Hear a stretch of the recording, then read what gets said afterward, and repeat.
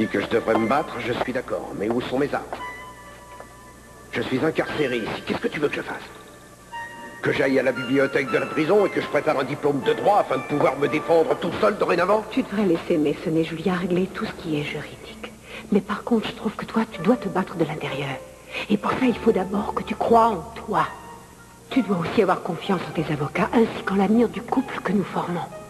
Tu n'as pas le droit de repousser indéfiniment les personnes qui t'aiment. Mais ma chérie, je ne veux pas te repousser. Mais je refuse d'être celui qui gâche ta vie. Cruz, tu sais que je n'aimerais aucun autre homme. Oui, mais pour l'instant, je ne sais pas encore si je vais avoir le courage de remonter la pente qui conduit à la liberté. De toute façon, je sais bien que sans toi, je n'arriverai à rien.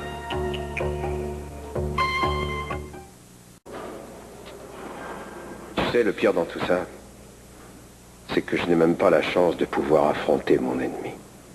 Et quand je te parle d'ennemi, je ne pense pas à Timmons, mais à celui qui a tué Elena et qui me laisse être condamné à sa place. Je n'aurais jamais imaginé que quelqu'un me détestait à ce point. Mais ils vont retrouver cette personne. Tu sais bien que ça va... Mais enfin, Eden, tu sais bien que Mason et Julia n'ont aucun indice. Je les reconnais qu'ils n'ont pas eu suffisamment de temps jusqu'à aujourd'hui. Ils continuent à chercher. Ils vont retrouver le coupable. Sans doute, oui. Si tu es persuadé que je vais être innocenté, ce n'est pas moi qui vais te dire le contraire. Mais je me demande comment je vais tenir le coup ici. Souviens-toi d'une seule chose. Je t'aime, Cruz.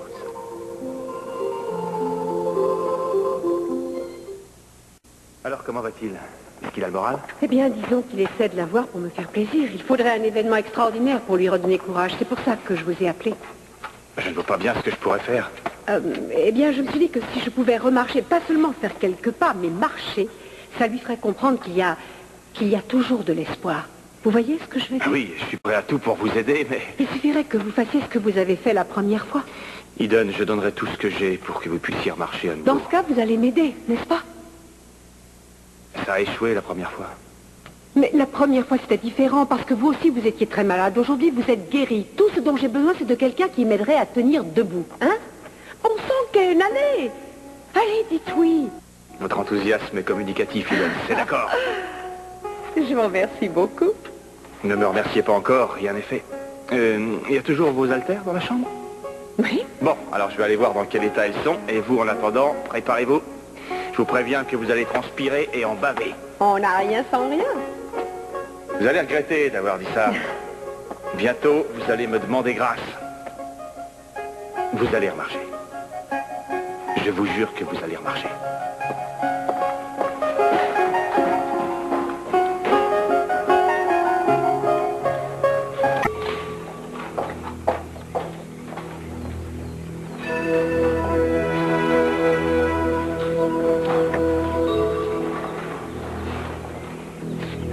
Tu es vraiment incroyable. Tu as fait tellement de progrès ces derniers temps. Oui. Oh, j'ai du courage à revendre, maman. Tout ce que je réussis à faire est encourageant. Je sais que Cruz est très déprimé, alors c'est à moi d'avoir le moral pour deux en ce moment. Chérie, écoute-moi bien, on connaît tous des instants où l'on déprime, mais un jour ou l'autre, on remonte la pente et Cruz y arrivera. Il est très courageux. Oui. Et je sais que toi aussi, tu l'es. Enfin, tu l'étais, et j'espère que tu l'es toujours. Explique-toi. Entre toi et papa, il y a une sorte d'agressivité que jamais je n'avais ressentie auparavant. Eden, tu as déjà assez de soucis comme ça, ne te préoccupe pas des nôtres. Mais qu'est-ce que tu dis? Vos ennuis me tracassent autant que si c'était les miens, je t'assure. Je vois bien qu'il y a quelque chose entre vous et que tu ne veux rien dire. Je suis très en colère contre ton père parce que je crois qu'il ne s'est pas conduit comme il aurait dû. Aujourd'hui, j'ignore encore ce qui va se passer.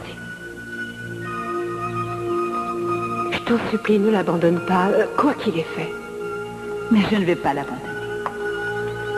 Moi aussi, je me suis disputée avec lui. Nous avons eu des disputes affreuses tous les deux. Tu es au courant, n'est-ce pas?